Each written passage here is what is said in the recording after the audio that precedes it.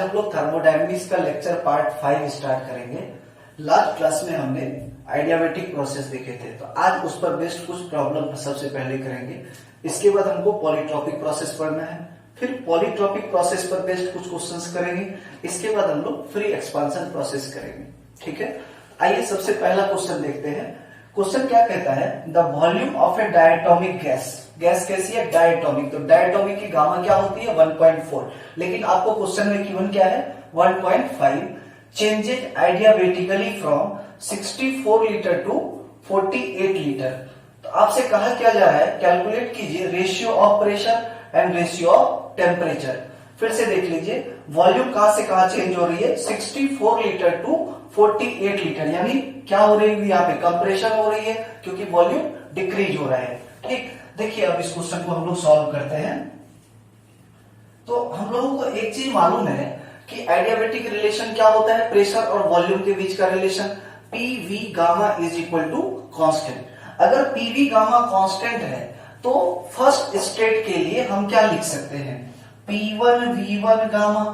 और second state के लिए अपन क्या लिख सकते हैं? P2 V2 gamma. ये तो कांस्टेंट ही रहेगा। हमें चाहिए क्या? हमको चाहिए P2 बाय P1। इसको उठा के ले आओ इधर, तो ये कितना हो गया? P2 by P1 is equal to V1 by V2 की पावर कितनी आ जाएगी? गामा आ जाएगी। अब आप वैल्यू रख दो V1 की वैल्यू। तो V1 क्या है? इनिशियल वाला वॉल्यूम, ये कितना था? 64 लीटर। अब आप देखो यहाँ पे हम लोग इसको मीटर क्यूब में कन्वर्ट नहीं करेंगे, क्योंकि लीटर से लीटर की यूनिट कैंसिल हो जाएगी। ठीक है ना? 64 अपॉन 48 की पावर कितनी है? गामा है। अब देखो गामा था कितना? 1.5। तो 1.5 को आप क्या लिखते हो? 3/2 लिखना है, 3/2 लिख लो, 1.5 लिख लो, कोई प्रॉब्लम नहीं है। ये कितना हो जाएगा? 16 3 जा 48, 16 4 जा दिस। तो इसको अपन क्या लिख सकते हैं? 4/3 की पावर ये 3/2 होगा, 3/2। तो ये तो आ गया आपके पास, ये पहले पार्ट का आंसर आ गया। P2 बाय P1 की रेशियो कितनी आ गई? 4/3 की पावर 3/2 आ गई। अब आपसे ये भी पूछा है कि टेम्परेचर का भी रेशियो निकालो। आपको एडियाबैटिक रिलेशन में मैंने 3 फॉर्मूले दिए थे। एक था पीवी गामा कांस्टेंट, दूसरा था टीवी गामा -1 कांस्टेंट। तो यहां पर वही वाला फॉर्मूला लगेगा, टीवी गामा -1 कांस्टेंट, क्योंकि टेम्परेचर का रेशियो हमें चाहिए। ठीक, तो देखिए क्या करते हैं हम लोग, फॉर्मूला लिखते हैं टीवी गामा -1 कांस्टेंट। तो T1 V1 gamma -1 is equal to T2 V2 gamma -1। तो हमको चाहिए क्या? T2 bye T1। तो ऐसा लिख लो आप, T2 bye T1 is equal to कितना? V1 बाय V2 की पावर गामा -1। देखो उतना ही आंसर आएगा।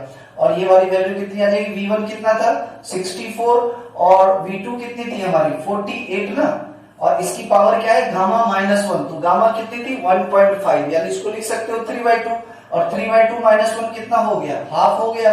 ये हो गया कितना? 3, और ये कितना हो गया? 4। तो T2 बाय T1 को अपन लिख क्या सकते हैं? 4/3 का स्क्वायर रूट लिख लो, या फिर आप लिख लो 1/2। ये आपका आंसर आ गया कंप्लीट। ठीक है ना? देखिए एक और क्वेश्चन है हमारे पास, प्रेशर और वॉल्यूम के बीच का ग्राफ है। जनरली हम लोग क्या देखते हैं कि वॉल्यूम एक्स एक्सिस पर होता है और प्रेशर वाई एक्सिस पर होती है, लेकिन इस क्वेश्चन में उल्टा दिया हुआ, वॉल्यूम लिया हुआ है वाई एक्सिस पर और प्रेशर लिया हुआ है एक्स एक्सिस पर।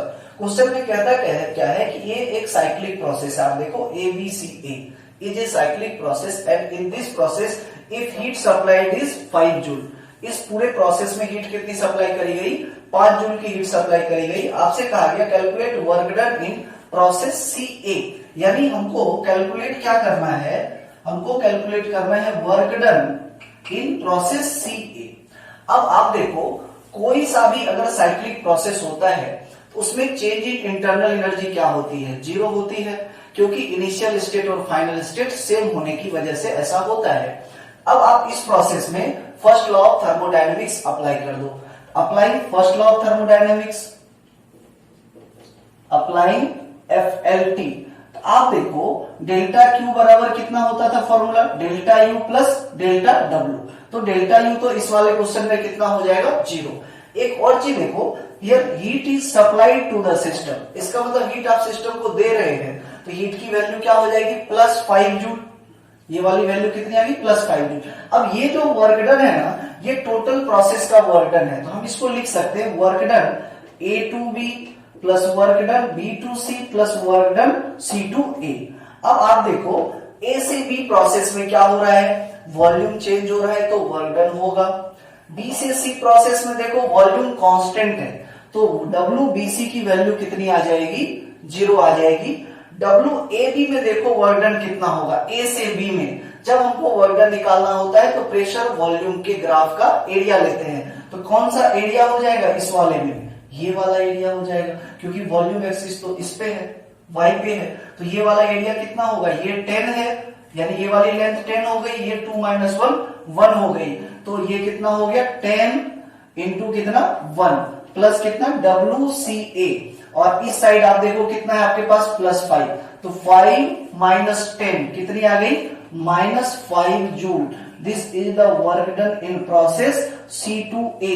अब आप एक चीज और यहां से देख सकते हो, C से A प्रोसेस में वर्क डन नेगेटिव आई, ये हमारा आंसर सही है या नहीं, इसको हम चेक भी कर सकते हैं। C से A आप देखो वॉल्यूम क्या हो रही है, कम हो रही है ना, ग्राफ नीचे आ रही है, प्रेशर बढ़ रहा है, इसका मतलब कंप्रेशन हो रहा होगा, कंप्रेशन की वजह से वर्क डन क्या होता है, नेगेटिव। ठीक है, आप इसको अच्छे से नोट कर लीजिए।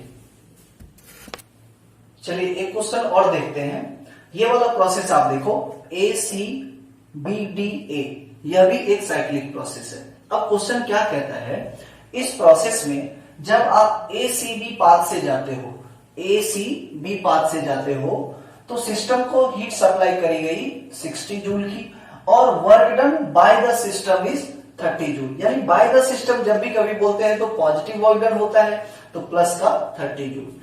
उसी तरह से कहा गया थ्रू पाथ ADB, जब आप इस वाले पाथ से जाते हो तो work done by the system is 10 joule.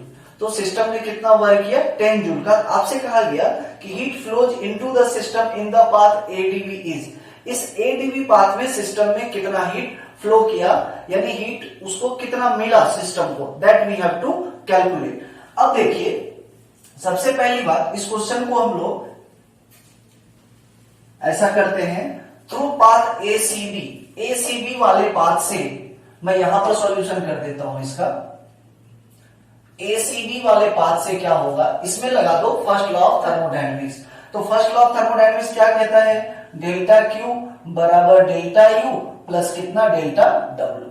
अब आप देखो डेल्टा Q ACB वाले पाथ में कितनी है, 60 जूल, तो यहां पर क्या रख देंगे हम लोग 60, और ये क्या था, सप्लाइड हीट था ना, किसी सिस्टम को जब अपन हीट सप्लाई करते हैं तो हीट क्या होती है, पॉजिटिव, तो यहाँ पे प्लस का 60 आ गया। डेल्टा U क्या है, चेंज इन इंटरनल एनर्जी, और डेल्टा W क्या है, वर्क डन। तो यहाँ पर देखो work done by the system कितना है, 30 जूल, तो यहाँ पर हम लोग क्या लिख लेंगे 30 जूल।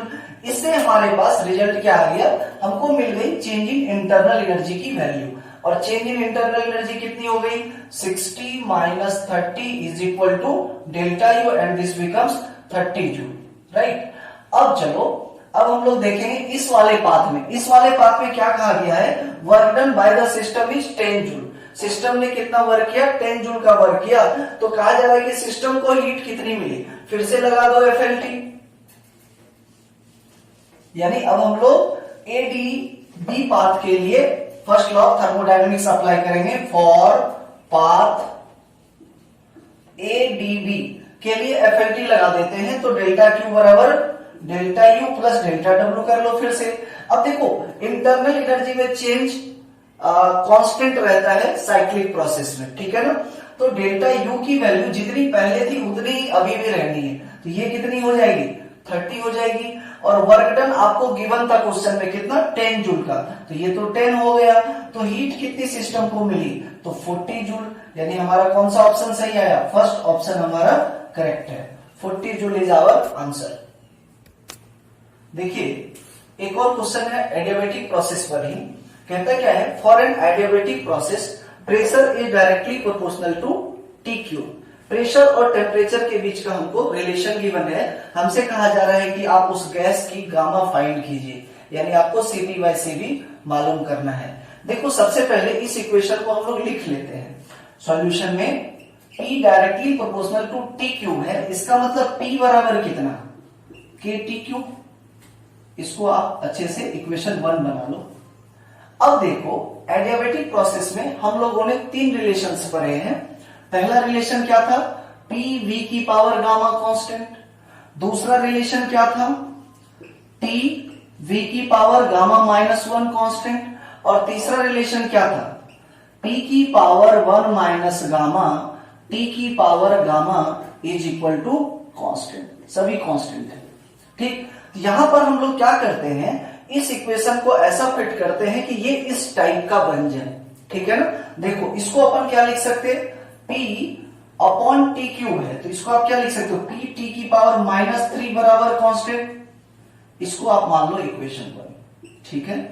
अब चलते हैं हम लोग जानते हैं ये वाला फॉर्मूला, P की पावर 1 माइनस गामा टी की पावर गामा बराबर क्या होता है, कांस्टेंट।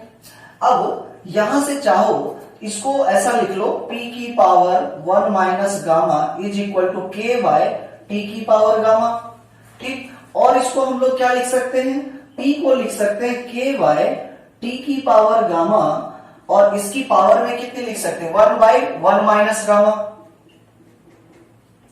और लिख सकते हैं इसको क्या, देखो आप P इज इक्वल टू के। अब कांस्टेंट का कुछ भी पावर रहेगा वो तो कांस्टेंट ही आएगा, ठीक है ना। और इसको क्या लिख सकते हैं अपन, नीचे में टी की power gamma upon 1 minus gamma. अब इसको चाहो तो आप ऊपर उठा के ले जाओ, या इसको इसके साथ मल्टीप्लाई कर लो, ठीक। इसको मल्टीप्लाई करेंगे तो हमारे पास रिलेशन आएगी टी की power gamma upon 1 minus gamma. ये क्या है, कांस्टेंट है। इसको मान लो आप इक्वेशन नंबर 2। अब आप इक्वेशन 1 और 2 को कंपेयर कर सकते हैं।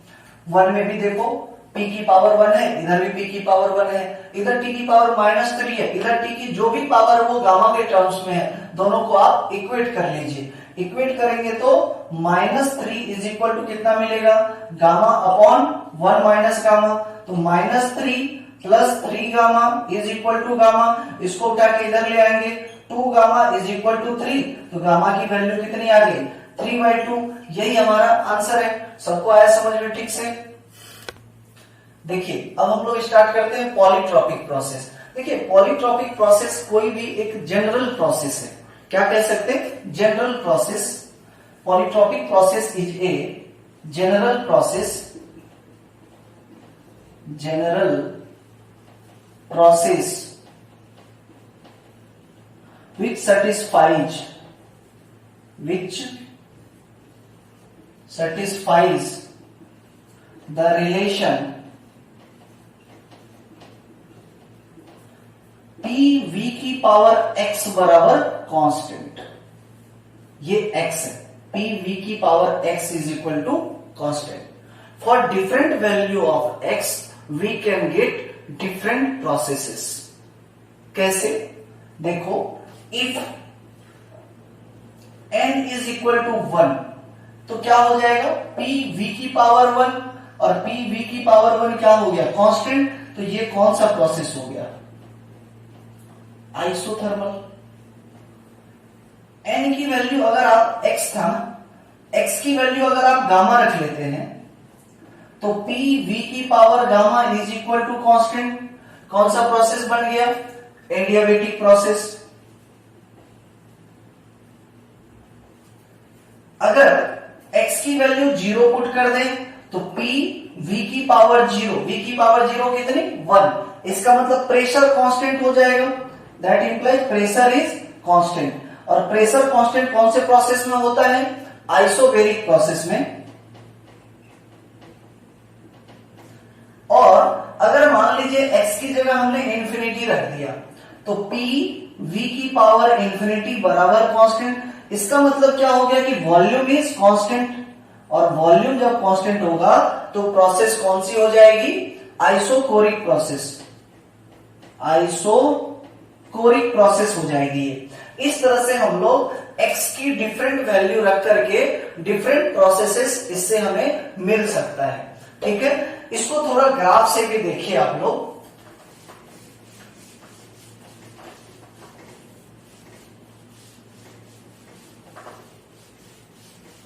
देखिए ग्राफ से कैसे करेंगे,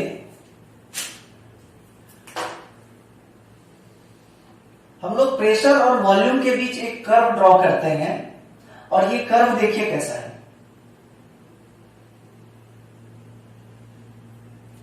इस वाले कर्व में हमें क्या दिख रहा है, इस जगह से आगे प्रेशर कांस्टेंट हमें दिख रहा है। इसका मतलब ये हुआ कि इस कर्व के अंदर इतना सा जो पार्ट है वो कौन सा प्रोसेस है, कांस्टेंट प्रेशर वाला, और वह कौन सा प्रोसेस होता है, आइसोबेरिक प्रोसेस।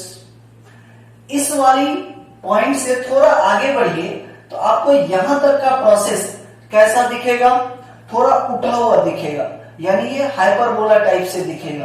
तो इस वाले प्रोसेस को हम क्या बोल देते हैं, आइसोथर्मल। और यहां से लेकर यहां तक का आप देखो तो ये बहुत ज्यादा स्टीपर है, तो ये वाला प्रोसेस कौन सा हो गया, एडियाबेटिक। और इसके आगे देखो तो आपको ऑलमोस्ट क्या लगेगा कि वॉल्यूम कांस्टेंट है, तो ये वाले प्रोसेस कौन सा हो गया, इस वाले प्रोसेस को हम कह देंगे आइसोकोरिक प्रोसेस। तो आप देखिए एक ही ग्राफ के अंदर सारे प्रोसेसेस एग्जिस्ट करते हैं। ये तरीका है समझने का कि polytropic process is a general process which satisfies the relation PV की power x is equal to constant. For different value of x we can get different type of processes. ठीक है, अब चलिए अब हम लोग पता करेंगे work done in polytropic process कितना होता है। Work done in polytropic process के लिए हम लोग जानते हैं वर्क डन किसी भी प्रोसेस में कितना होता है, इंटीग्रेशन ऑफ PdV। और पॉलीट्रॉपिक प्रोसेस तो क्या है, PV की पावर x बराबर कांस्टेंट, तो P की जगह अपन क्या लिख सकते हैं, C बाय V की पावर x। ठीक, तो यहां पर आप रख दो C बाय V की पावर x इंटू कितना dV, और इसकी इंटीग्रेशन की लिमिट कितनी, V1 से लेकर के V2 तक। C को कर लो उठा के आप बाहर, और ये देखो ये कितना बन गया, V की power minus gamma minus x into dV, और इसका इंटीग्रेशन V1 से लेकर के V2 तक में। C को फिर से कर लो बाहर, x n dx का इंटीग्रेशन कितना होता है, x की पावर n+1 अपॉन n+1। तो यहां क्या हो जाएगा, V की पावर n+1 यानी -x+1 अपॉन -x+1, और इंटीग्रेशन की लिमिट V1 से लेकर के V2 तक। ये तो वर्क डन की वैल्यू निकल के आ रही है। इसको और थोड़ा सॉल्व करते हैं, इसको और सॉल्व करेंगे तो देखिए आप C बाहर हो गई, और अपॉन में 1 - x को भी हम बाहर ले सकते हैं। यहां पर क्या लिख देंगे, V2 की पावर 1 - x माइनस V1 की पावर 1 - x। अब देखो अगर PVx की पावर कांस्टेंट है, हम ये भी कह सकते हैं कि P1 V1x is equal to P2 V2x, ये तो कांस्टेंट ही है। इसका मतलब ये हो गया इस C की जगह पर जहां V2 है वहां आप रख दो P2 V2x, और जहां पर V1 है वहां पे C को यहाँ पे मल्टीप्लाई करेंगे ला करके, तो ये वाली वैल्यू क्या हो जाएगी, P1 V1x रख देंगे। देखो कैसा, W is equal to 1/1 - x। इस C को सपोज करो अंदर लेके आप जा रहे हो, C अगर यहां आ जाएगी तो इस C की जगह पर हम ये वाली वैल्यू पुट कर देंगे, तो कितनी हो जाएगी, P2 V2 की पावर x इंटू V2 की पावर 1 - x माइनस V1 है C इंटू V1, तो C की जगह क्या रखेंगे, P1 V1x इंटू V1 की पावर कितनी, 1 - x। ठीक, इसको बंद कर देंगे ब्रैकेट में, तो W is equal to 1/1 - x। आप देखो V2 की पावर x, V2 की power 1 - x, minus x plus x cancel, V2 की पावर 1, तो यहां आप क्या लिख सकते हैं, P2 V2। सिमिलरली यहां पर कितना हो जाएगा, माइनस का P1 V1 upon 1 - x is the value of work done in polytropic process. फिर से देख लो, किसी भी प्रोसेस के लिए वर्क डन कितना होता है, इंटीग्रेशन ऑफ PdV। हम जानते हैं PV की पावर x बराबर क्या होता है, कांस्टेंट। तो P की जगह क्या लिख सकते हैं, C बाय V की power x into dv, V की पावर माइनस x dv। तो x n dx का फॉर्मूला क्या होता है, यहां से आपको याद होगा x की power n dx is equal to x की power n plus one upon में n प्लस वन। तो वही काम किया, minus x plus one upon minus x plus one, v1 से v2। अब w इज इक्वल टू कितना, ये तो कांस्टेंट, इसको उठा के बाहर ले गए तो 1 माइनस एक्स, v2 की power 1 minus x minus v1 की पावर 1 माइनस एक्स। अब 1 बाय 1 माइनस एक्स, इस c को हम लोग उठा के अंदर ले गए और c की जगह पर एक बार ये वाली वैल्यू रख दिए, एक बार ये वाली वैल्यू।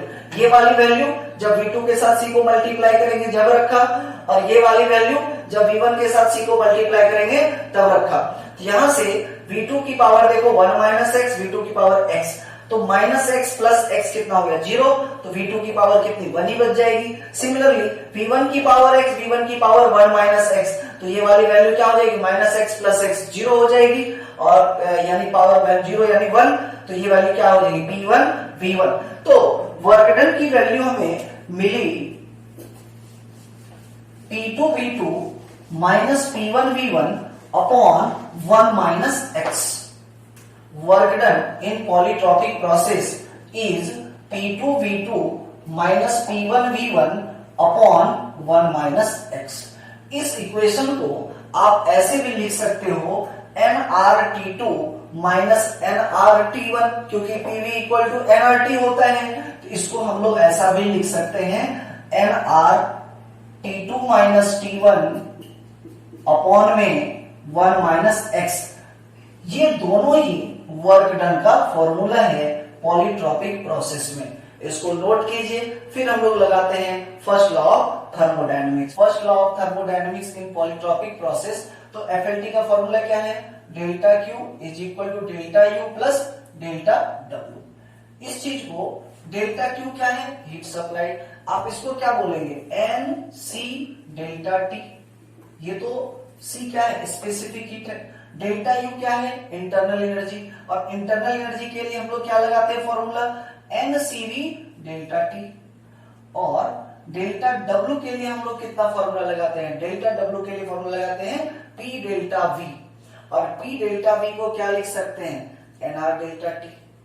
इसको क्या लिख सकते हैं NR डेल्टा T। लेकिन आप देखो कि वर्क डन की वैल्यू पॉलीट्रॉपिक प्रोसेस में अभी तुरंत हम लोगों ने कितना निकाला था, हम लोगों ने इस वर्क डन की वैल्यू निकाली थी NR delta T upon 1 minus x, यही वाली वैल्यू आई थी हमारे पास। तो अब आप ध्यान से देखो n डेल्टा T हो गया क्या कैंसिल, n डेल्टा T देखो तीनों में था, न्यूमरेटर में हो गया कैंसिल, तो C की वैल्यू कितनी आ गई CV plus R by 1 minus x।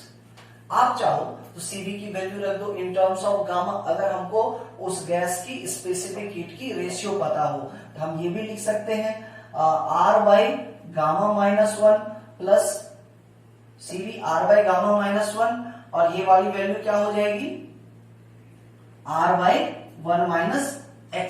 तो यहां से हमको क्या मिल जाएगी, C की वैल्यू मिल जाएगी। ठीक है, अब चलो एक और तरीका है, क्योंकि जो क्वेश्चंस आते हैं, एक तो स्पेसिफिक हीट निकालने के लिए क्वेश्चन आपको इस प्रकार से आ जाएगा, या जनरली इस फॉर्म में भी आता है प्रॉब्लम, लेकिन इसका आजकल जो ट्रेंड चला हुआ है वो आता है वेरिएबल के टर्म में।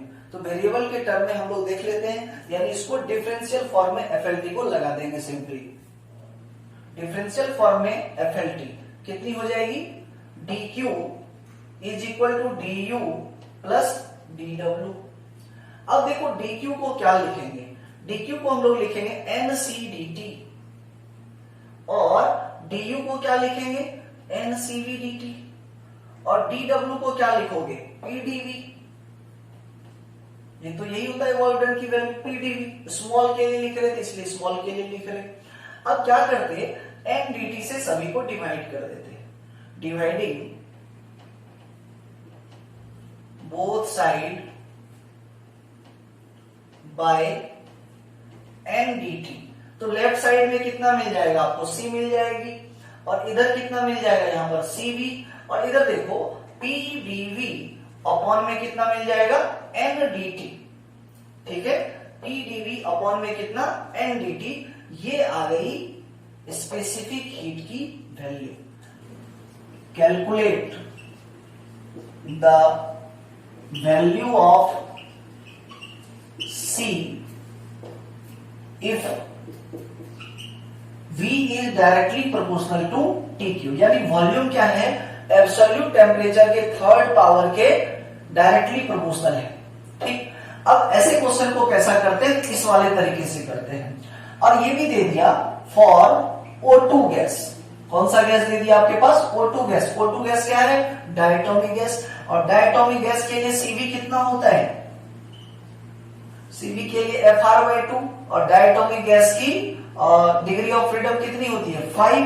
तो इसका सॉल्यूशन में हम लोग एक तो CV लिख लेंगे, और CV कितना हो जाएगा, 5R/2 हो जाएगा। तो अब आप देखो V बराबर कितना लिख लोगे इसको, KT की पावर 3। ठीक, अब आ जाओ C के लिए, तो C कितना था, CV, तो CV कितना है 5R/2 प्लस PdV/NDT कितना है, PdV/NDT, यानी P/N को तो रख लेते, और D/dt किसका कर देंगे हम लोग, वॉल्यूम का। तो वॉल्यूम है कितना, KTQ, KTQ।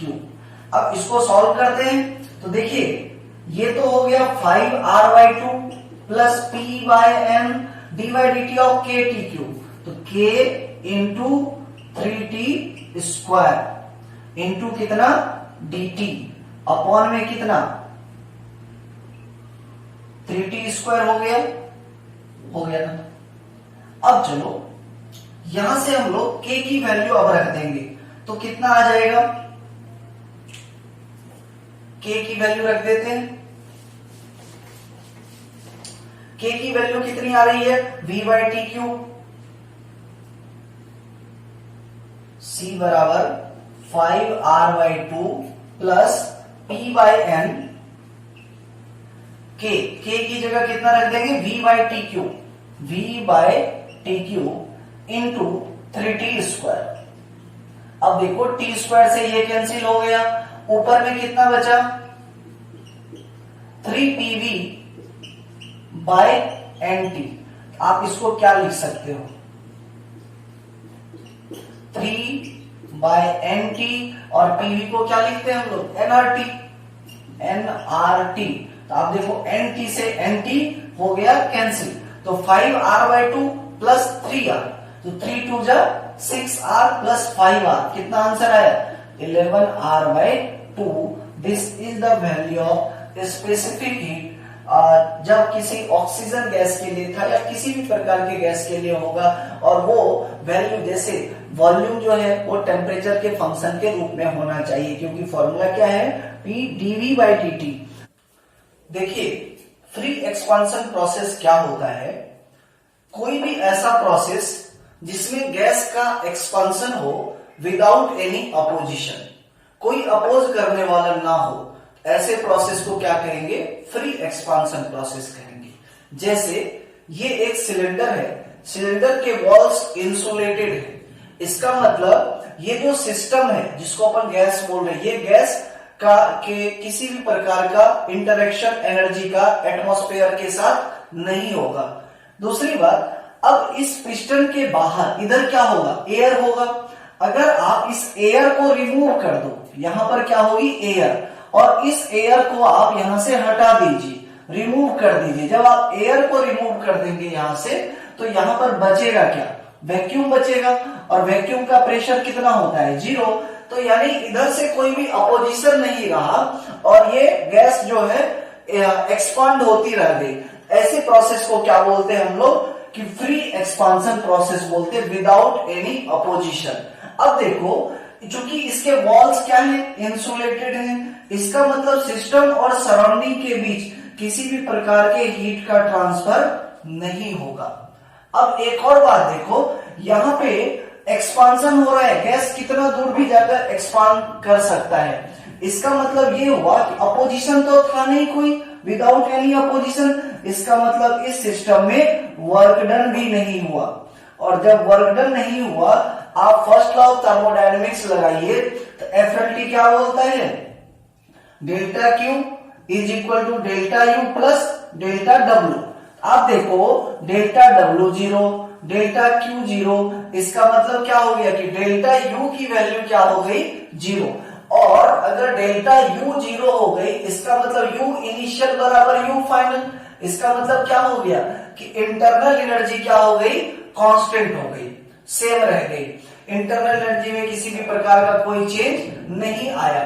जब इंटरनल एनर्जी में चेंज नहीं आया तो आप सोचो इस वेसल के अंदर जितने भी गैस मॉलिक्यूल्स थे उसकी संख्या उतनी ही रह जाएगी। जो भी गैस मॉलिक्यूल्स था उसका स्पेसिफिक हीट भी चेंज नहीं होगा। इसका मतलब इंटरनल एनर्जी, इसका फॉर्मूला क्या होता है एनसीवीटी, इधर से भी मिलेगा एनसीवीटी फाइनल। इसका मतलब टी इनिशियल बराबर टी फाइनल हो जाएगा। इसका मतलब ये भी हुआ कि ये जो प्रोसेस है ना इसको हम लोग आइसोथर्मल एज्यूम करते हैं। This process is assumed to be isothermal. In fact देखो ऐसा प्रोसेस प्रैक्टिकली पॉसिबल नहीं होता है, ठीक है ना। और इस प्रोसेस में अगर हम इसको मान लीजिए कि आइसोथर्मल हमने माना, अगर यह आइसोथर्मल है तो हो सकता है कि प्रेशर और वॉल्यूम के बीच आपको रिलेशन निकालने के लिए आ सकता है, ठीक है ना। जैसे मान लो कि ये एक हम लोग बना लेते हैं पिस्टन सिलेंडर सिस्टम। सपोज कर लीजिए इस प्रकार से हमने एक बनाया सिलेंडर में इस समय जो गैस थी उस गैस की वॉल्यूम हम लोग सपोज कर लेते हैं कितनी है, मान लो V या V0 मान लेते हैं, ठीक है ना। और ये गैस क्या हो रही है, फ्रीली एक्सपांड कर रही है। और इस समय मान लीजिए इसका प्रेशर कितना था, P0 मान लेते। अब देखो ये तो फ्रीली एक्सपांड कर सकता है क्योंकि इधर क्या है, वैक्यूम।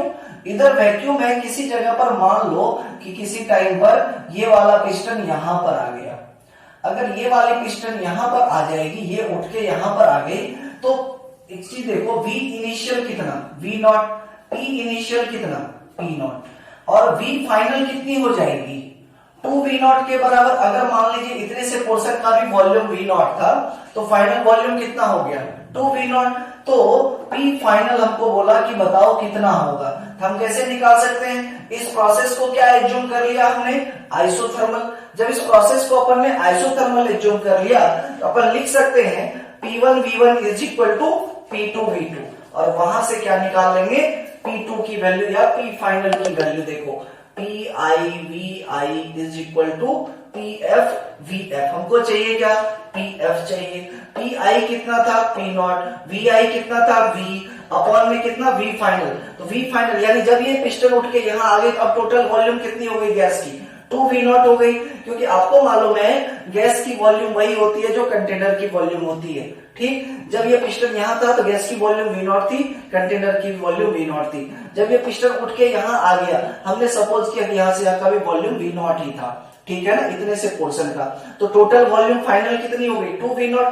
तो ये कैंसिल हो जाएगी।